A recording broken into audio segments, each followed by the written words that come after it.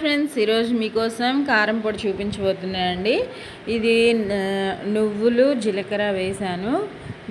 ఒక్క కప్పు నువ్వులు, 3 స్పూన్లంతా జీలకర్ర వేసుకున్నాను. అవి చక్కగా ఫ్రై చేసేసుకొని డ్రైగానే దీనిలో ఇప్పుడు పుట్నాలు వేస్తున్నాను. 1 కప్పు పుట్నాలు, ఏ కప్ అయినా తీసుకోండి. 1 కప్పు పుట్నాలు, ఎండు కొబ్బరి కూడా ఒక 1 కప్పు సరిపోతుంది. వేసేసుకొని చక్కగా పౌడర్ పట్టేసుకున్నాను. ముందు ఎండుమిర్చి కూడా ఒక 150 గ్రామ్స్ అన్నమాట.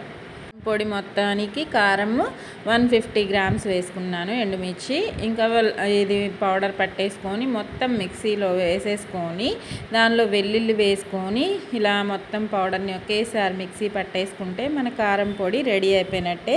ఒక్కసారి ఇలా ట్రై చేయండి. ఎప్పుడు ఒకేలాంటి కారం పొడి కాకుండా. నచ్చితే లైక్ చేయండి ఫ్రెండ్స్, కామెంట్ పెట్టండి. Bye friends.